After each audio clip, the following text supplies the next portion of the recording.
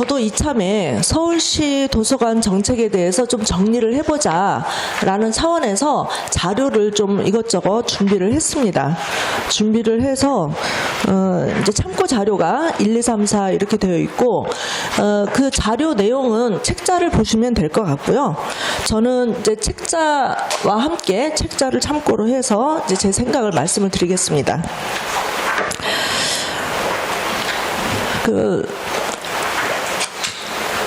저는 이제 도서관 뭐 책하고 사실 인연이 굉장히 많이 있습니다. 아마 이름을 들으시면은 다 많은 분들이 아실 것 같은데 이제 꽤 유명한 서점을 30년 넘게 운영을 했고요. 예, 우리 이정수 관장님은 잘 아시죠? 30년 넘게 운영을 했고 제가 그 서점을 운영을 하고 지키느라고 국가보호법으로 구속이 돼서 감옥살이도 했고요. 그 유명한 남영동 대고문실에서 이제 고문도 당하고 예, 그런 과정을 거쳐서 이제 서점을 지켰는데 지금은 하고 있지 않습니다. 혹시 여기 계신 분들 중에서 공공도서관 또는 마을도서관을 이용해 보신 적이 있으신 분 한번 손 들어보세요. 이용해 보신 적이 있으신 분. 공공도서관 또는 마을도서관 이용해 보신 적이 있으신 분. 예, 몇 분 계시네요. 그러면 뭐 한 달에 한 번 이런 정도는 아닐 것 같고 적어도 1년에 한두 번 이상은 이용하신다는 분. 예, 한 분, 두 분, 세 분 정도 계시고요. 예, 저도 공공도서관 우리 관악구에 관악도서관 회원증을 갖고 있습니다. 회원증을 갖고 있는데 이용을 많이 하지는 않지만 그래도 이용을 여러 번 한 적이 있고요. 제가 오늘 이 토론회를 이제 오기영 의원실에서 이제 제가 문화체육관광위원회 부위원장이다 보니 이제 저한테 요청이 와서 준비를 하면서 생각을 했는데요. 제가 발제하는 부분은 서울시 도서관 정책과 개선 과제입니다. 그래서 사실 제 다음으로 토론하실 황승일 과장님은 서울시 권역별 도서관에 대해서 이제 말씀을 해주실 거라서 저는 권역별 도서관하고 언뜻 보면 좀 약간 거리가 있지 않나 이런 생각도 들었었는데 그래도 제가 여기 계신 분들 중에서는 굉장히 자유롭게 서울시 도서관 정책 또는 권역별 도서관의 현황에 대해서 비판적으로 말을 할 수 있는 입장인 것 같아서 좀 그 부분을 강하게 말씀을 드리겠습니다. 서울시 도서관 정책과 개선 과제에서 보면 저는 첫 번째로 지금 이거 권역별 도서관 추진이 지지부진하기 때문에 이루어진 토론회잖아요.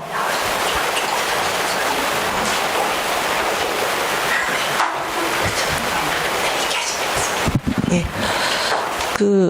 이제 첫 번째로 제가 말씀을 드리고 싶은 것은 약속을 지켜라, 계획대로 해라입니다. 왜 권역별 도서관이 2018년도에 계획이 세워졌는데 지금 2023년이에요. 5년이나 됐는데 지지부진한가? 우리 정태 의원님께서도 말씀을 하셨지만은 도대체 어느 세월에 그나마 관악은 그래도 토지 매입에 대한 부담이 없어서 뭐 이제 하고 있는데 그럼에도 불구하고 지금 뭐 아직도 용역 중이니까 너무 답답한 거죠. 그리고 또 하나는 실질적으로 도서관을 이용하는 사람들, 시민들한테 보다 더 혜택을 줄 수 있는 그런 방향으로 서울시정이 되어야 되는데 이제 전시성 또는 행사성의 행사에 예산이 많이 들어가는 것이 아닌가. 이제 제 발제 토론 자료집에 나와 있지만 책 읽는 서울시장, 서울광장 그리고 책 읽는 광화문 광장에 나오는데 이 예산이 서울광장이 27억이었다가 이번에 추경에 2억 9천만 원, 뭐 대략 3억이 더 추가가 돼서 30억이고요.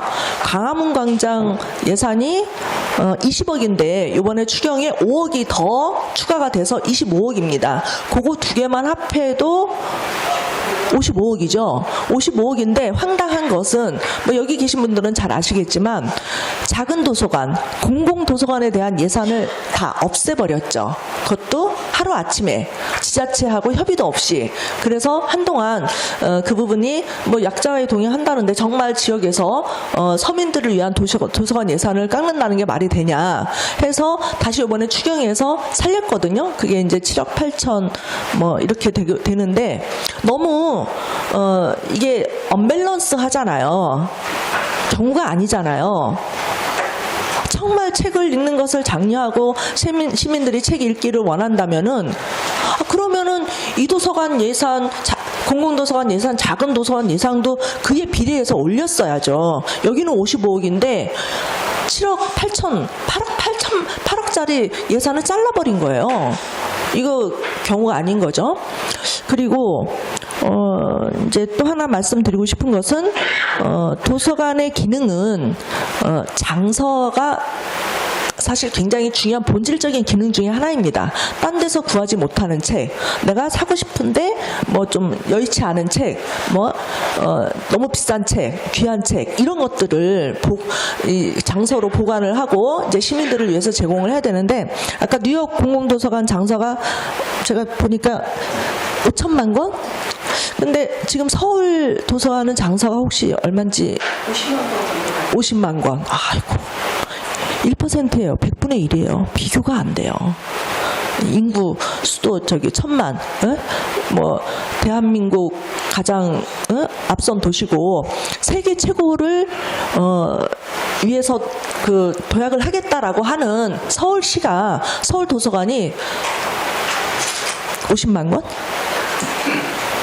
예, 이거는 너무 한심한 수준인 거죠. 한심한 수준. 그 서울 도서관이 지금 만들어진 게 개관이 된 게 2012년이에요. 2012년이어서 정말 생각보다 얼마 안 됐어요. 불과 10년뿐이 안 됐어요. 그래서 제가 우리 관악도서관은 그것보다 더 일찍이었던 것 같은데 해서 좀 확인을 해보니까 우리 관악도서관만 해도 2002년이더라고요. 그러니까 10년이 낯선 거예요. 그러니까 서울시 도서관 정책이 얼마나 낙후되어 있는가 이런 여러 가지 그 지점들에서 검토가 되고요. 확인을 할 수가 있고요. 그리고 그 다음으로 이제 제가 이제 개선 과제로 지적을 하고 싶은 것은 이제 도서관은 그 오는 시민들을 기다리는 도서관이 아니고 좀 더 적극적으로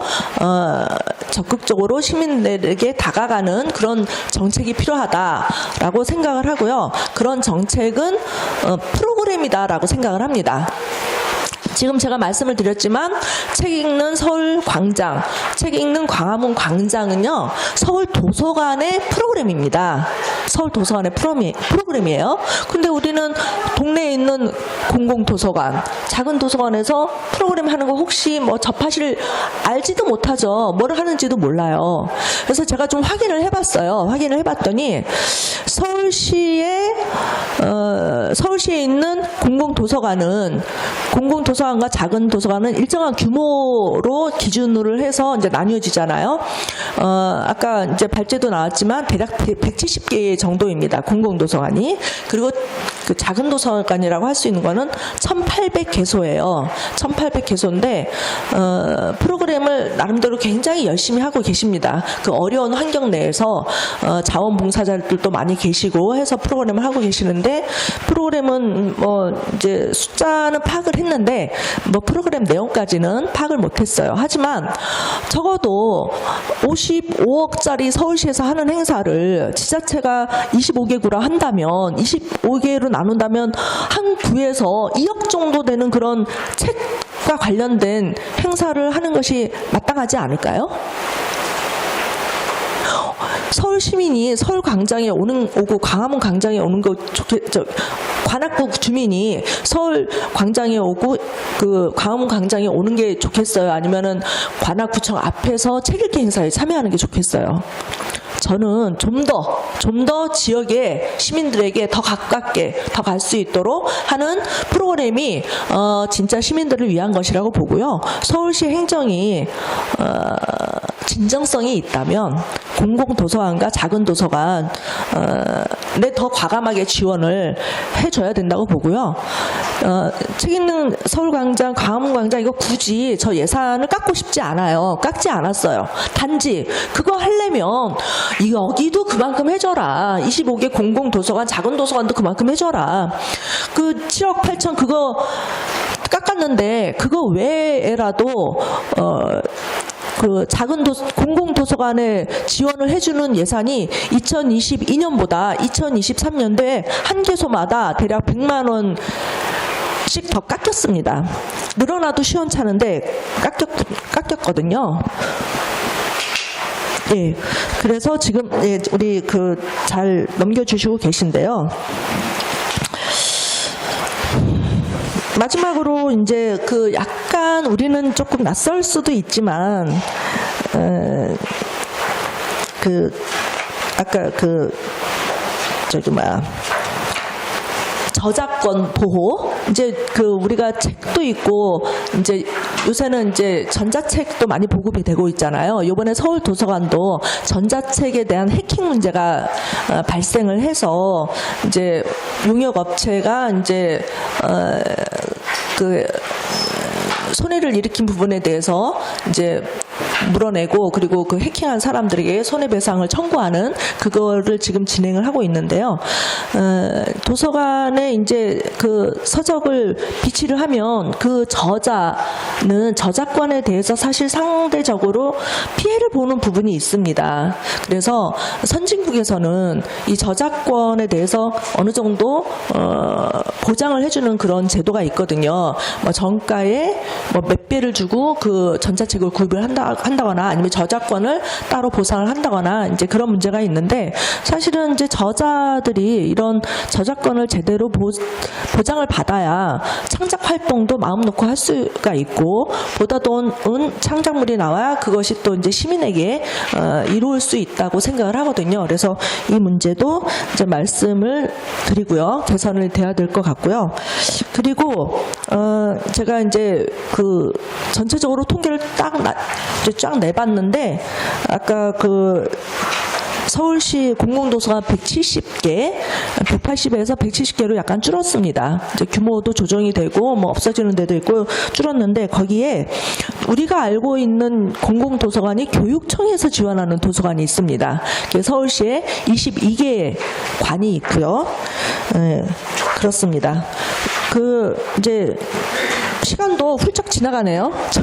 네, 훌쩍 지나가고 자료는 충분히 보실 수 있으니까 5분 정도 좀 짧게 하려고 했는데 그럭저럭 다 지나갔습니다. 이제 마지막 장면 좀 보여주시죠. 마지막. 네, 여기. 저는 어렸을 때 도서관이 없었어요. 제가 60년대 생이거든요. 도서관이 동네에도 없었고 생각해보면 학교에도 없었어요. 저는 옆집에서 책을 빌려봤어요. 좀 옆집에 이렇게 좀 잘 살고 책이 많은 집이 있어가지고 그 집에서 빌려보고 이제 그랬는데 어렸을 때 생각을 해보면 도서관은 그렇다 하지만 그 학교 차원에서 독후감 대회라든가 이런 거는 굉장히 많이 장려를 한 것 같아요. 책 읽기에 대해서. 근데 요새는 워낙 입시라든가 아니면은 취업이라든가 이런 것들 때문에 이제 조금 그런 것들이 상대적으로 작아지지 않나 이런 생각을 하는데 그럼에도 불구하고 독서하는 것은 굉장히 중요하고 인문학은 우리 인간이 인간다움을 계속 유지할 수 있는 중요한 영역이라고 생각을 하고요. 다들 아시지만 한 번 더 말씀을 드리자면 그 유명한 빌 게이츠 나를 키운 것은 공공도서관, 마을 도서관이었다. 그리고 내가 하버드 대학교 졸업장보다 더 중요하게 생각을 하는 것은 독서하는 습관이었다. 라는 말로 발표를 마치겠습니다. 예, 감사합니다.